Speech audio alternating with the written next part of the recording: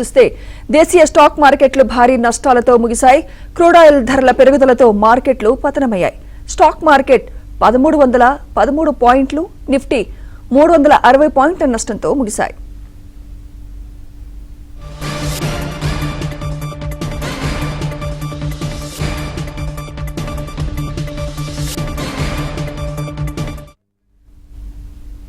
ఇదే అంశంపై మరింత సమాచారం తెలియచేయడానికి రీసెర్చ్ అనలిస్ట్ సుందరరాజా గారు ఉన్నారు. సుందరరాజా గారు నమస్తే అండి. నమస్తే అండి. ఈ రోజు మార్కెట్ పై మీ అనాలిసిస్ ఏంటండి? సో ఇవాళ నిఫ్టీ చూస్తే కనుక 360 పాయింట్ల వరకు భారీగా తగ్గడం చూసాము. నిఫ్టీ చూస్తే కనుక కీలకమైన 24,000 స్థాయి దగ్గర విఫలమయ్యి 23,800 స్థాయి దగ్గర నిఫ్టీ క్లోజ్ అవడం చూసాం. మార్కెట్ ఇవాళ తగ్గడానికి ప్రధానమైన కారణం చూస్తే కనుక గల్ఫ్ లో మళ్ళీ కొంచెం యుద్ధ భయాలు మొదలవడంతో మళ్ళీ అక్కడ పీస్ ప్లాన్స్ అన్ని ఫెయిల్ అవడంతో మళ్ళీ కొంచెం టెన్షన్స్ మొదలవడంతో మార్కెట్ మీద ఇంపాక్ట్ కనిపించింది.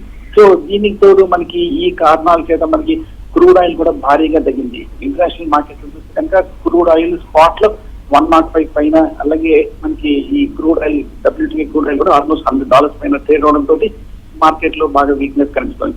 దాంతో అంతకన్నా ముఖ్యంగా చూస్తే కనుక రూపీ చూస్తే కనుక డాలర్ తోటి బాగా బలహీనపడింది.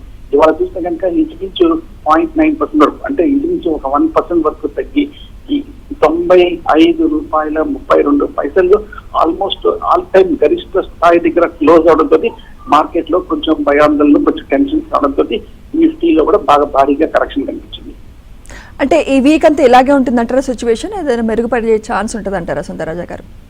కొంచెం చూస్తుంటే కనుక కొంతకాలం వీక్నెస్ కంటిన్యూ అవకాశాలే కనిపిస్తున్నట్టు కనిపిస్తుంది. ఎందుకంటే లాస్ట్ 3-4 వారాలుగా చూస్తే కనుక 24,000 దగ్గర మార్కెట్ బాగా కన్సాలిడేషన్ అయింది.